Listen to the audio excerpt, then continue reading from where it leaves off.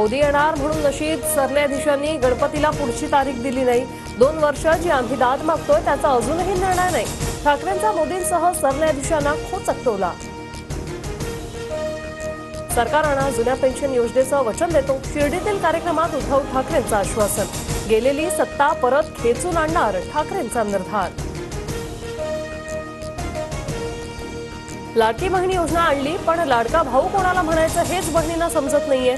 आता सगळे बोलतात मीच तुझा भाऊ। योजनेच्या श्रेयवादावरून उद्धव ठाकरेंचा महायुतीवर निशाणा। 1500 रुपये देण्यापेक्षा सरकारनं बहिणींची अब्रू वाचवावी। सत्तेचा उन्माद ज्यांना चढलाय त्यांना खड्यासारखा बाजूला करा। मुख्यमंत्री लाडकी बहीण योजनेवरून शरद पवारांची टीका।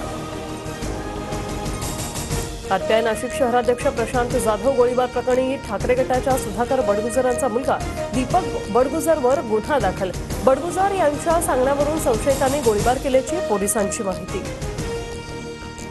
दीपक बडगुजर यांचं नाव घेण्यासाठी पोलिसांकडून संशयिताला मारहाण। लोकसभेप्रमाणे विधानसभेतही बडगुजर कुटुंबाला अडकवण्याचा प्रयत्न। सुधाकर बडगुजर यांचा आरोप।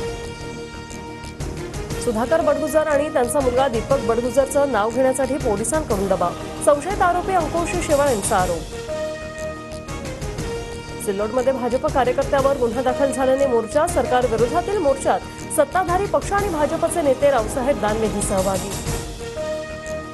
शरद पवारांचं शिरपूर विमानतळावर पदाधिकाऱ्यांकडून स्वागत। भाजपचे आमदार अमरीश पटेलही हजर।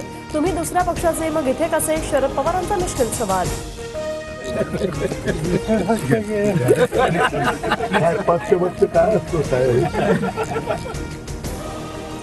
पंतप्रधान होत असाल तर पाठिंबा देऊ। विरोधी पक्षातील एका मोठ्या नेत्याची मला ऑफर, पण मी कोणत्याही पदासाठी तडजोड करणार नाही। नितीन गडकरींचा गौप्यस्फोट। गडकरी कधी खोटं बोलणार नाही। विरोधकांनी तोडफोड करून चेहरा देण्याचा प्रयत्न केला असेल। गडकरींच्या गौप्यस्फोटावर संजय शिरसाटांचं वक्तव्य।